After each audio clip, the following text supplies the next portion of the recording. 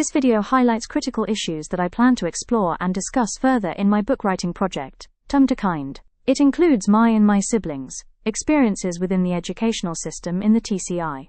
These are our own experiences and perspectives, focusing on the impact of harsh disciplinary measures on students, mental health, and overall well-being. By redacting specific names and language, the emphasis shifts from individual blame to a broader discussion on systemic practices that may inadvertently contribute to student trauma, and better discuss the effects of generational trauma. This narrative underscores the importance of reflection and reform in academic and cultural environments, encouraging stakeholders and the public to consider the long-term effects of punitive measures. This approach aims to spark dialogue and inspire the development of compassionate and effective strategies that prioritize student growth and resilience, ultimately fostering a healthier, more supportive educational community. Sisters, Sky Missick, Raven Missick, and myself, Shauna Ray Missick, about our experiences growing up in Turks and Caicos. Sky, what was your experience growing up in Turks and Caicos, Providenciales? Do you have any good memories on the dock, etc.? What do you have to offer? Yeah, I have a lot of good memories. Mainly when the family was together and we would go out on the boat fishing or snorkeling. Lots of beach activities. Yeah. We did have a couple pets, mainly dogs. We had a cat once, but he ran off. I don't know what happened to him. Yeah, we bred German Shepherds, purebreds, and then we had the local pop cake puppies that would tend to wander into our yard, and then we would kind of just adopt, and they would come and go with our bigger dog, Zephyr, who was like the leader German Shepherd until he died. And then we had Mako, the black German Shepherd, and then he kind of took up that mantle of leader as he grew up. Yeah. And we walked outside often to the mangroves in hidden areas and stuff. I remember that. This is Shauna speaking. What was your experience with that? I think it was pretty fun. I think it was a really good bonding experiences for the three of us and the dogs. Yeah. Yeah. How about you, Raven? How did you feel? I had a piece of wood that was my best friend. I had a piece of wood that was my best friend. Yeah. I pulled him all the way from the mangroves. And you named it? I didn't give a name. Okay, so I remember we used to play on our dad's trailers that were put in the yard. This was when we moved to a different house. Before that, we lived in the old ice cream parlor. It used to be an old ice cream parlor on a hill. And then we moved. And Dad had his trailers, and we would play on the trailers when we were young. What was the name of the game it was? What did we call ourselves? Like the Girl Squad or something? Yeah, Girl Squad. Yeah. I was Riku, Shauna was Pain, and Sky was Una. Yes, because we were following that game that we had, because we had a PlayStation 2 before we broke it for some stupid kid reason. It wasn't broken. We broke the game, the Final Fantasy game. It stopped at a crucial point. But anyways, we played the part 2 of Final Fantasy version with the Pain, Riku, and Yuna. Final Fantasy 10. Yeah, Final Fantasy 10. Right. And so we were addicted on doing like this, pretending we were like on this spaceship. And it was our airship. Airship. And so we were using the trailers, and we would call ourselves like the Girl Squad with Yuna, Riku. Shut up. Yuna, Riku, and Pain. That's right. One of us would be like the captain.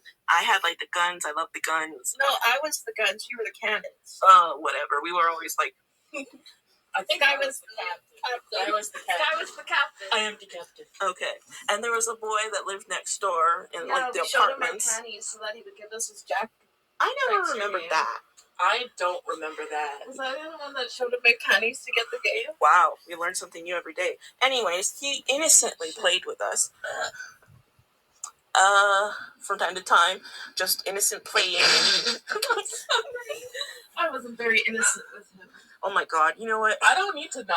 Let's not go there. Let's move on to another topic. Yeah, so, do you guys remember the old Leeward dock? Yeah. Where our family business Catch the Wave was? Yeah. I remember that we spent a lot of time at that dock, especially after school. We got a lot of wingworm from that dock too. Yes, ringworm, because we were always playing. Yeah, we were playing by where the boats come in and out. Mm-hmm. Yeah, the dirty water. Yeah, and so that's got all gasoline in it and stuff. That's while our parents are working, and we would often get like some free food or something from time to time from the restaurant. Yeah, our uncle. Ice cream. Yeah, our uncle would always be getting us ice cream. Which uncle was that? Uncle Dougie? Yes, I think so. Yeah, I called him Uncle Dookie off of that one anime show. Uncle Dookie.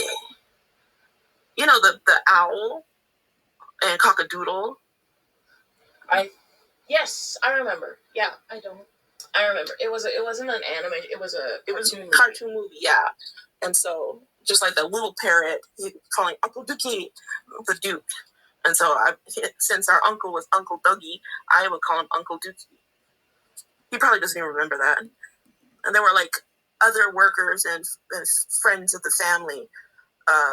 There was this one worker in particular that when Raven was little, she was afraid of his dreads. It was one of our uncles. Well, not by blood, but he was like a friend of the family. Oh. Shaggy? No, not Shaggy. Not Shaggy. He's passed away now, that guy. No, he's not. I saw him when I was last there. I don't think we're talking about the same person. Anyways, I remember even before the business picked up when we lived across from the banana boat. Do you guys remember that? The old banana boat. Yeah, when Mom had her hairdressing studio and we lived across. Man, you guys were like fresh out the womb young, so you probably don't remember. No, absolutely not. I remember Mr. Winston, and he always gave me like chocolate milkshakes and leftover fries and chicken wings from the restaurant. And I would run around there and play with like the tourist kids from time to time. That was when I was in Ashcroft, so really young. Then we moved to the old ice cream parlor because it used to be an old ice cream place up on a hill. And then after that, around the time when we went to Richmond Hills, we moved to another location behind Glass Shack. Yeah, behind Glass Shack. Yeah, and it was there from then on. We like pretty much played only with each other. We didn't really have a bunch of outside friends. We were like our own entertainment. I remember a couple neighborhood kids. There was this the twin boys that we would ride our bikes around with. Yeah, there was the twin boys, and I think a girl, Maya. And Kadriana Penn. And Kadriana, yeah, I think her younger sister. Yeah, she was my old friend. But then as we grew up and matured, we kind of separated, went our own separate ways. We didn't go to the same school or anything, but we lived close by each other. So we hung out often. There was also that the kid across the street. I think her name was Vicky. Yeah, little Vicky. Yeah, little Vicky. We would play with her. Yeah, across the street. Yeah, we mainly played things like tag and stuff. And then the other neighbors too, the older couple. Yes, the older couple. Paulina and Barley. Yes. Barley, yes. Literally, the older couple lived across the street from us, and they were the ones that helped us find those puppies that were lost in the bushes where we lived before it was all bricked up and gated. Those two people are the owners of the apartments. Yes, they're the owners of the apartments. I don't know if it was always like that, but at some point, yeah, they were definitely the main owners of the apartment. And anyways, we went over there to see the puppies from Yuna. Yeah, one of the potcake dogs that we had. Or was it that they had? Either way, she ended up with them, and they adopted the puppies. And yeah, that's a fun little story about that. Helped save some potcake puppies. We took a lot of dogs from those neighbors there. Yeah, I even remember when Kadriana's dogs ended up becoming one of our dogs. I think it was Leroy. Leroy, yeah. With the eyebrows. Yeah, one of the potcakes was named Leroy. And then what about that one girl dog, the potcake dog that was humping everybody, including Yuna? Sasha, yes. They were so old. They're dead now. Sasha? Yeah, the gold one. Yeah, gold one, remember? Yeah, you don't remember her? I remember her, just not the name. I suck with names. I still have a picture of all of them. Yeah, me too. I got pictures. Yeah, so we called him Leroy because of his eyebrows. For some reason, we put Leroy, even though it was just Lee in the Naruto movie with the eyebrows. Yeah. Yeah, but yeah, it just came off the tongue. So we called him Leroy.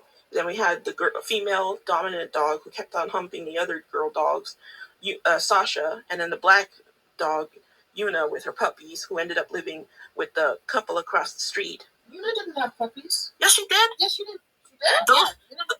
Those were the ones that we saved in the bushes with the older couple. Yeah, those were her babies.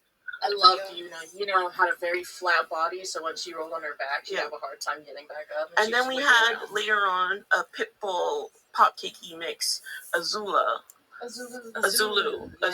We called her that because of her blue eyes at the time, but she grew out of that. She was the rental.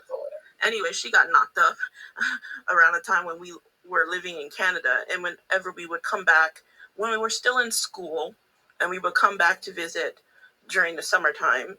At one point, did she get knocked up? I was there when she got knocked up. That was wait, that was later after we were done with school. Yeah, I was finished high school and I went to work for Dad, and that's when we found her.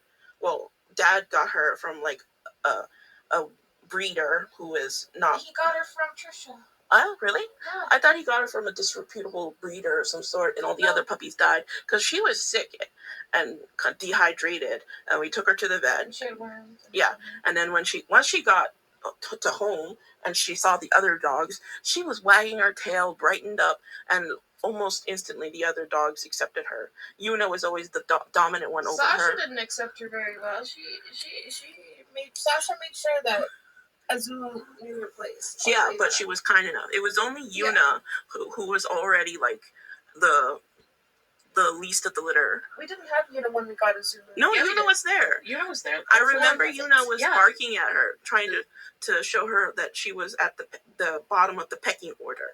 Yeah, anyhow. Mm-hmm. Yeah, that's what I remember. We spent a lot of time with the dogs. Yeah, they were like our only friends. Yeah, we barely spent a lot of time with locals and other kids on the island, whether they were like the locals of the island or from business owners overseas or tourist kids. From time to time, we would have interaction with like touristy kids who would come to visit the islands, and we got to, due to like the connections our parents had with the business, because I remember we spent some time at some of these cool houses. Yeah, that one big mansion with the arcade in the basement, that was pretty cool. Yeah, some of these locations were awesome. You guys remember the house that I fell into the swimming pool in and I think I blocked out? I don't remember that. I don't remember that I either. remember like the Grace Bay and beaches area we got to go to because of the tourists that were friends with our parents. They invited us, so we got to go swimming in a lot of pools. And I also remember how we pretended to be white tourists, and we would just literally walk in and take some of the seating by the beaches, and nobody questioned us. This was back, this was like early 2000s, basically. So the island was still pretty it was just coming up in its development. So there was like a lot of space and quiet areas. You know, I also feel like back then people weren't such hard asses. Like they would see you using some of the hotel equipment and they would be like, I know you're not a tourist, but it's okay. Yeah.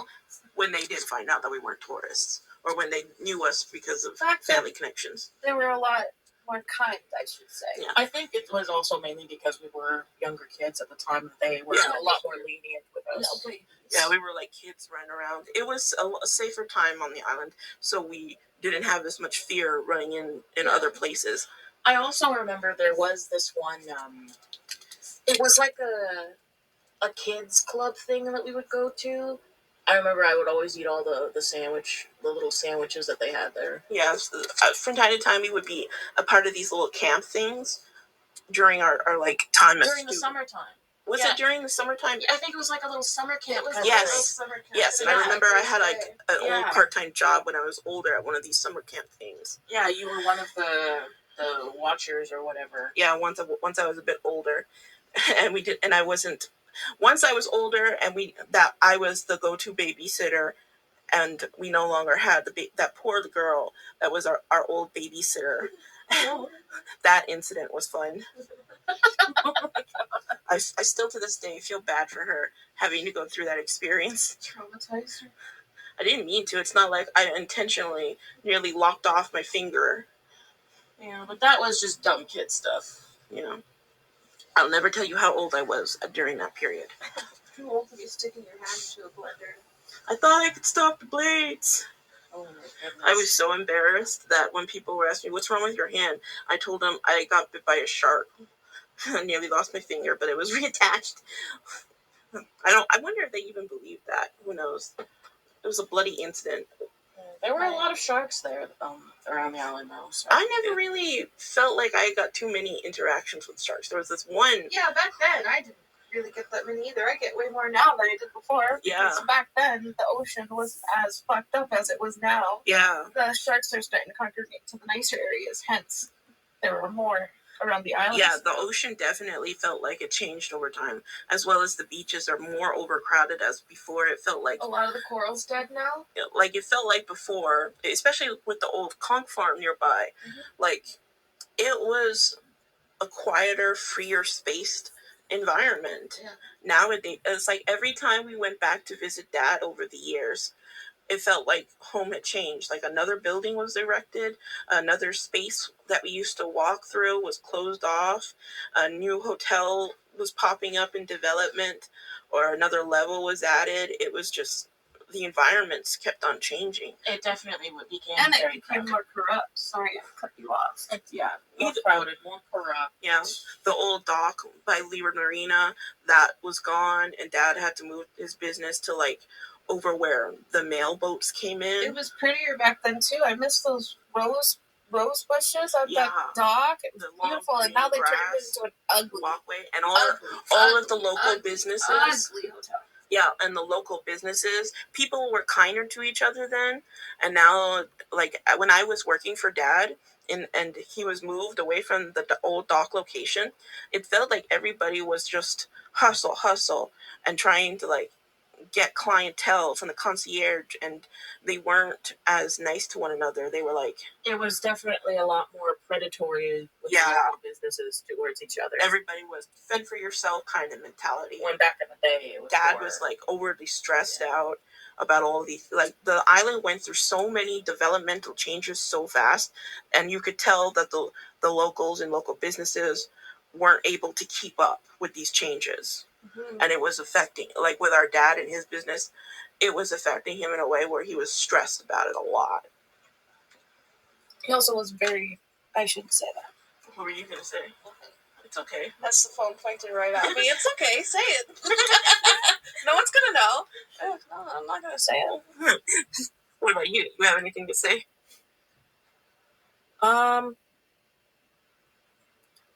Trying to put my thoughts together in a more censored manner as opposed to Raven over here.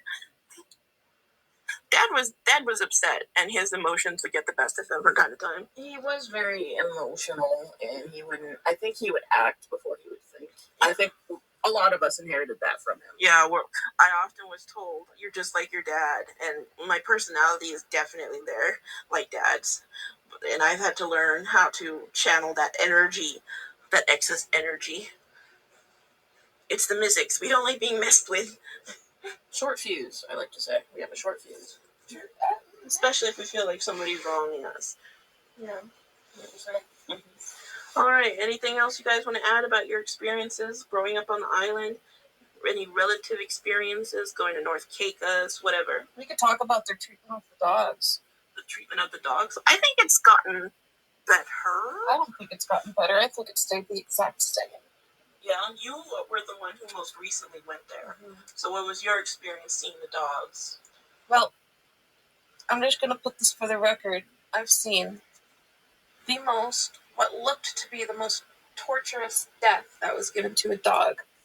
You know what I'm talking about. That time we went to the house, and they had a dog on its back in their flower bed, and they cut the legs off the dog, and they poured acid on the stomach. I didn't notice the legs cut off. But the feet were cut off, sorry. I remember that it was the inside, like they poured acid. Like, why would you do that? And it was just rotting there for days. Yeah, they said they did that so that when they buried him, it didn't stink. But that was bullshit. Meanwhile, it's like staying there for how long under one of her windows, and I'm just like, how can you stand that? I never went back to that house after that incident. Same. I tried to stay away. terrified me. Man, I'm glad you brought that up because that was like a fever dream. But that was when we still lived there on the island. Yep. What about recently for the treatment of the animals, like the dogs and the wild dogs and the wild cats? Because there's a program, TCI, SPCA, where they try to neuter the dogs and get them homes. I think they were doing their best, but when I was around there, I don't think they had enough funding or support to really make a difference. And you most recently were there, Raven, and you said that you don't really think that there was any good changes. I even remember there used to be a lot of roadkill of the dogs. Like you would often see a corpse on the road. There is the same amount of roadkill. There is the same amount of dogs. There's more cats now, and the treatment of the dogs by the homeowners and whatnot has not changed a single bit. Nobody follows any of the rules. There's still dog fighting. They have homeowners that do not gate their dogs properly, and we have had an incident where one of Azulu's puppies, Zeze, actually was mauled to death by the group of dogs down the street that belonged to the neighbors down the street. Yeah.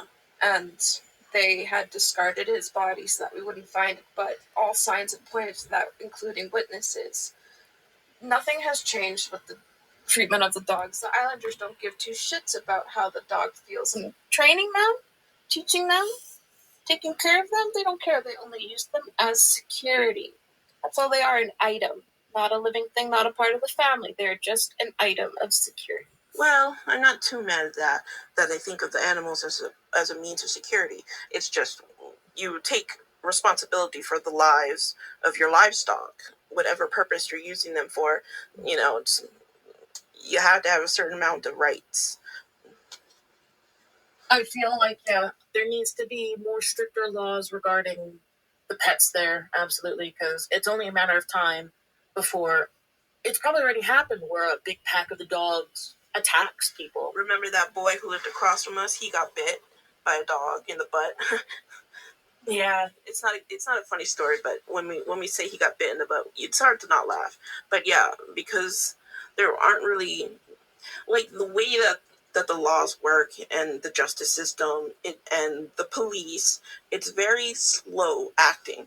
And when we were growing up and the islands were still in development, it was very slow acting.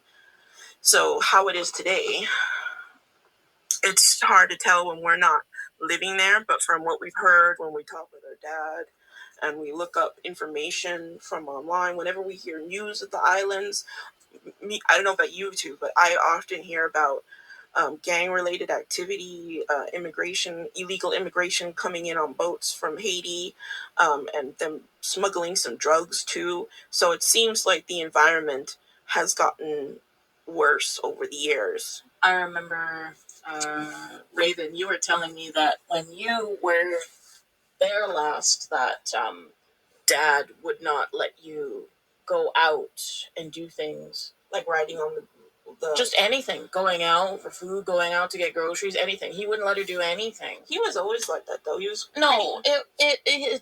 he was definitely different from what I remember. Back in the day, like we were allowed to go out and walk around and do stuff. We could go to the store on our own and like buy snacks. That's true. Stuff like that. But now, like from what Raven told me, is that he wouldn't even let her leave the house because of how bad it had got. Things had like he's gotten extra overly protective. Yeah. How do you feel about that, Raven? Couldn't hold me. Sorry. You know, from hearing all the news about the island now and even experiencing it myself when those guys went and broke into the little store there on the corner and killed one of the workers and injured 10 others. That was close to home? Yeah, that was that store on the corner that we used to get snacks from. Really? That happened there? It was there. While you were there? Yes. Oh. I could hear the alarms going off and everything, and I texted Dad, and I was like, what's going on? And he was like, someone's broken in. And I'm like, oh, shit. And it was going off for a while, so I could be like, where are the cops? And then all of a sudden we heard gunshots. Wow. So there's been a huge immigration crisis all over the world, and Turks and Caicos is no exception. We've heard some news about from Haiti, with all the gang-related activity that's going on over there. Many tried to seek asylum in Turks and Caicos, but unfortunately it's illegal. They come in illegally on boats and stuff, and then they get stopped by the Coast Guards, etc. Or they get in. But then there's also, would you say, a mass immigration from Filipinos? I feel like the Filipinos, they do it correctly. They have the paperwork and everything. They got the visas and everything. It's not illegal the way that they have done it. And honestly, the Filipinos have been such a good side to the island, actually. Like you were saying from your recent experiences that the immigration influx into Turks and Caicos, you feel that it made things better. The Filipino influx made things better. Yeah, because they were like hardworking people. They were very kind, respectful to the different sexes, and just they seem to not have an ounce of racism in them. From your perspective? From my perspective and my experience, yes. Yeah. Until they also made this really, really good food at this one restaurant that I always went to, and every single meal I tried there was amazing. Yeah. And everything was good with that place right up until the very fucking end. Like, I went, I'll tell you the fucking story. I went for my last meal at that restaurant. I'm not going to name it. But right as I was giving the chef a hug to say goodbye, because we were talking and connecting and stuff, give everyone a hug to say goodbye. I go and I hug the chef, the owner, and he hugs me back, and I feel his hand squeeze my ass. And I looked at him in just complete disbelief, and he looked at me as if he was shocked that I noticed. And then I left without saying another word. That was an interesting story. Maybe it was just a love tap. He thought you were that close. Full on squeeze my butt. Like, squeeze that butt cheek. That was the biggest squeeze I've ever felt someone go for. I guess he felt that you guys were that close. I don't know how he thought I was into that. His older gentleman. His wife was standing right next to him. Maybe that's just part of the culture. I don't think so. Okay. But other than that, I really do like the Filipinos, but boys will be stupid boys and whatnot. That kind of reminds me of a time when I was there, when I went down there to work with Dad, and there was a birthday party for our cousin on the party boat. Yeah. And everyone was dancing. I felt very out of place. Well, you're the quieter one out of us. You tend to be like you and I in particular. We tend to be more quiet and I have a resting bitch face. So people always thought that I was like, when I was growing up at school, and apparently from what I heard, they always thought that I had like this snooty attitude. But the truth was that I was just kind of scared, and I felt frozen and didn't really know how to like interact with people and blend with them. And I was always like afraid of messing up somehow and being punished. So I was just scared. And that's why I was by myself a lot of the time. So you and I are more introverted. Meanwhile, our sister Raven is the more extroverted one out of us. Oh, absolutely. Absolutely. Yeah, so she was always better with people, while we were like, just wanted to be alone. And that doesn't exactly work in an environment which is tourist induced. And you got to be, more out there, especially with interactions with other. So, anything else? Talked about everything. Like, we loved swimming. We were like fish in the water. I used to swim so good and hold my breath so well. We did a lot of free diving. We did a lot of exploring as well, to the point you, Shauna, got stuck in quicksand. It wasn't quicksand. It was just like, in the mangroves with like some really, it was like dips. mud. Yeah, it was like squishy mud, but in like a crook of rock, and a sharp rock too. And I when I tried to lift my foot out, I lost my sandal, and it was too sharp, so I couldn't walk around, and I was kind of like left there until Mom came walking and saw us, and then she helped me out by giving me like a new shoe or something. I don't know. Yeah, because I had gone home. I don't know why I left. I don't remember. I think you guys sent me home. Yeah, somebody was sent to run for Mom. No, you guys just sent me home, and I was just at to get home. Mom. So she knew that, because it was getting late, the lights were going down. I'm all the way out here stuck. I can't move or see where I'm going on these sharp rocks. And no, I think you're telling the story wrong, because I wasn't sent to go get Mom. I was just sent home. I was done with it. And that's your perception. Home. I guess what really happened. So I went home, and I'm just there, and I'm sitting down, I'm having some water and everything. And Mom turns to me, she's like, "Where's your sisters?" Oh my God, you didn't even. It's coming back to me. I remember. I think I stayed with you. Yes, you stayed with me.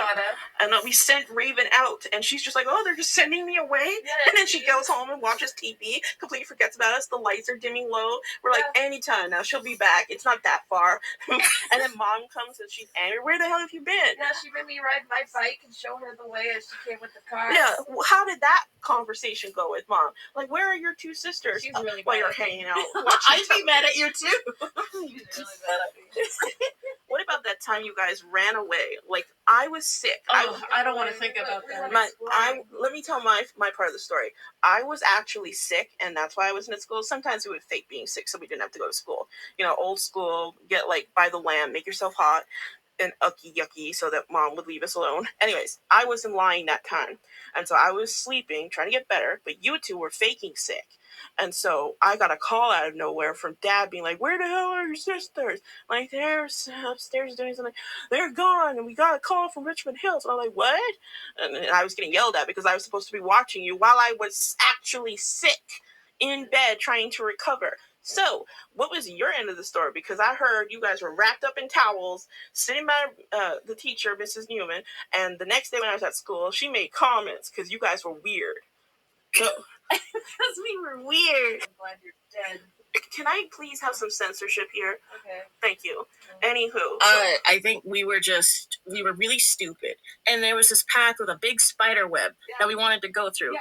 And we wanted to make it like some kind of big adventure. Yeah. So we pretended to like suit up by wrapping ourselves in towels. Yeah. Oh my God. We suited up and then we went to the where the spider web was and it was gone. So we went, let's do it. And we went walking. Free passage, yeah. Passage was clear. What was your okay, were you guys naked under there? You were wearing clothes, right? We were wearing clothes, yeah. So why were you still wrapped up in the towel? It was our armor. It was even around your hair. Towel. We were like, I had a whole thing about being in love with straight hair because of the beautiful girl that I was told I should be like her and stuff. So that's part of why I did the whole towel thing, and I put a cap over top the towel, and I would pretend like, But you guys kept it on. Yeah, because we didn't want to lose our towels. But you kept it wrapped around you like that, even though you had clothes underneath, and you were just sitting there waiting to be collected. Around us. We did. We had a lot of towels or blankets or something was wrapped around us. Wrapped around your waist and wrapped around your hair. Well, anyways, tired of carrying it. That's why. Oh my God. Anyways, you guys got picked up by some random lady. Yeah, she was. We were very, very thirsty at this point. We'd been trying to find the path back, but we got lost. In our minds, we came out of the bushes. But in my mind, I was looking for a path, not where we came out of the bushes. And so this was how Satha was for us. We were just random kids walking around freely, playing pretend with towels over our heads. Like we didn't have any fucking fears whatsoever. Shauna, censorship. Okay, go back to the lady. So you were thirsty, asking the lady for help. Yeah, we had walked past her house a couple times because we were just making circles trying to find where to go. Yeah. And one of the times we walked by, she was coming out in her car. Her car was coming out by her gate. Yeah. And we stopped her. Oh my God. We asked her for water, and she's like, "Where are you kids from? Like, what are you doing here?" She's like, "All right, get in. I'll take you home or whatever." She said that she's gonna try and find her school so that we can get home. No, because we wouldn't have gotten in the car. She said she was taking us to school. Oh my God, she gaslighted you. Yeah, this old lady. She was smart though. She was an older lady. She had gray hair. Was it a local lady? Or I think it was it was a white woman, but I think she was staying at the house. She had a car and everything. She said something about helping us, like getting home. Yeah, she said she'll help us get home.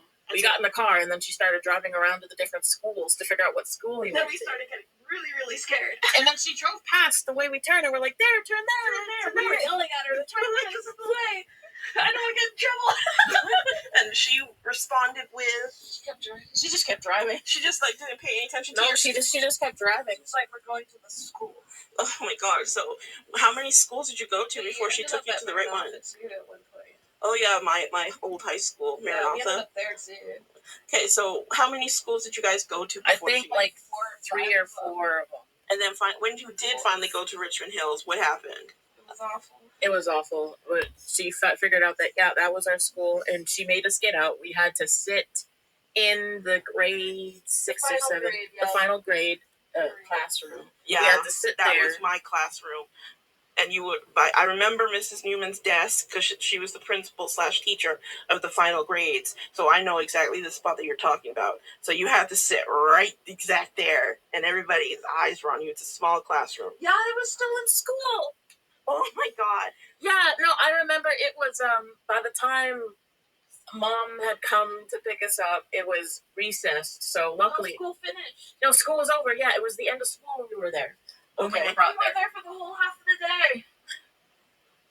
So you got there like halfway through? Like I right think after lunch or something. after lunch, like between after lunch and into school. So we were there for maybe an hour. So how did she find out that was your school? She just marched you up and be like, "Do you know these children?"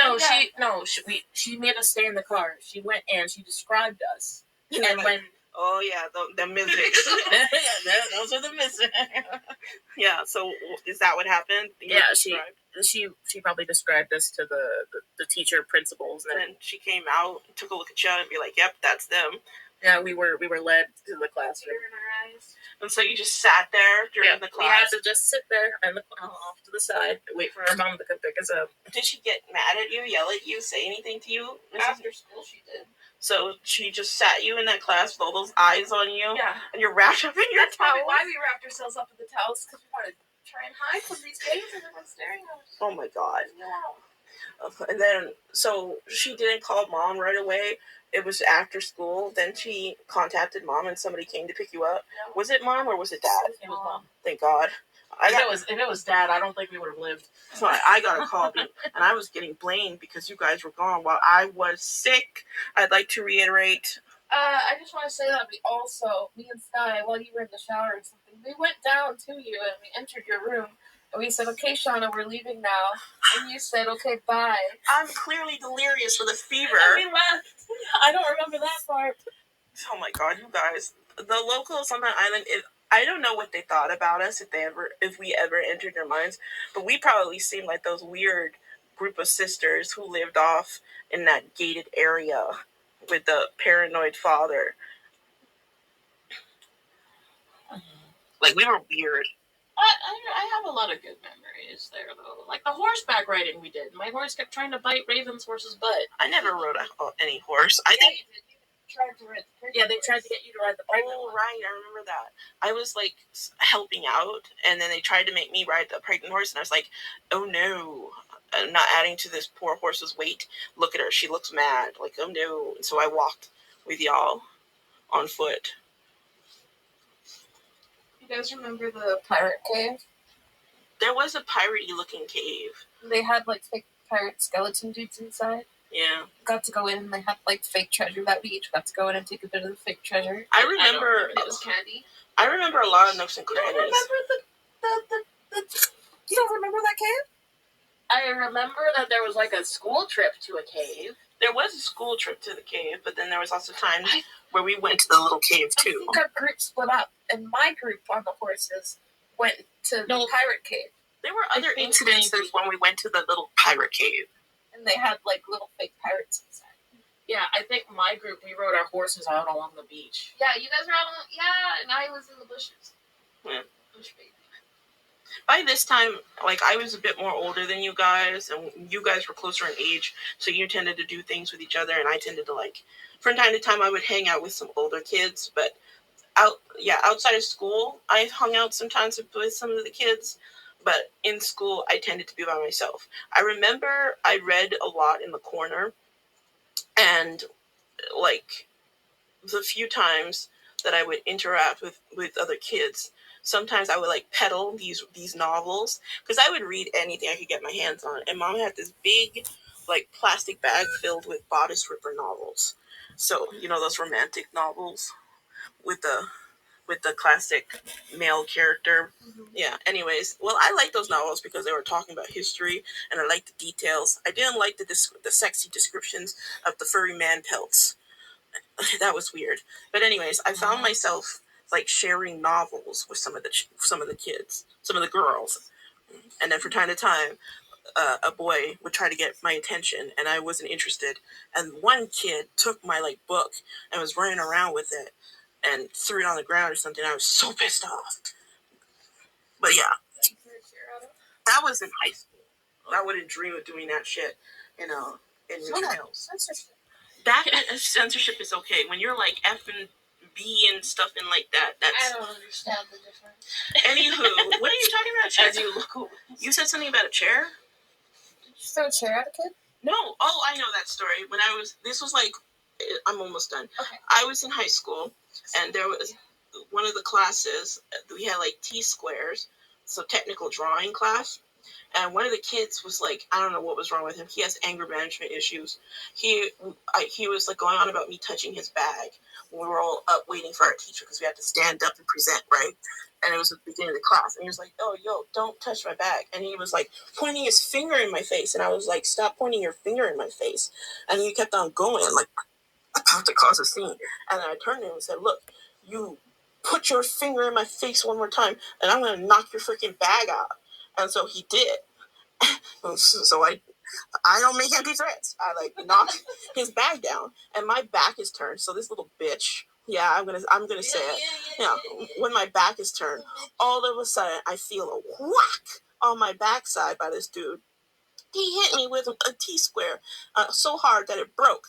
I didn't even feel the hit at first because he hit me so hard, my back was numb. And I'm turning around, and this dude is having a tantrum dance, like, man, as he's like moving around the classroom, stomping around and moving chairs. And then he takes a chair, and it looks like he's going to hit me with a chair. So like a move out of wrestling, I took the nearest chair next to me, and as he swings down his chair, I block it with my chair. And I keep my eyes on him this time. Like, I'm silent, I don't antagonize, I don't go any further, I just protect myself with that one move. And then he just storms out the room with his tantrum. And I'm like, I glance at the short teacher, and he's, are you going to do anything about this? And he's just in the corner like, nope. And so I walk out too. Anyways, I eventually got to go home with a little wound. I was a little bit teary because I was starting to feel the pain, and there was some blood on my blouse. So they sent me home. Yay! No school that day. And I remember Dad came to the school the next day, and this was when he broke his leg, so he was walking in on crutches. But the boy wasn't there. Bitch. I guess he was at home. He was scared cat fate to deal with the consequences. So my dad talked to the principal about the incident a little bit, and then he left. And that was when I realized some of the students actually thought I was pure, fully white. Some of them didn't even know that my dad was like a local. Yeah, some kids knew who I was, but some random kids who didn't. Like, the island wasn't so small that everybody knows exactly everybody. So yeah, that was okay, and that is the end of the discussion with the Missick sisters of life in the TCI.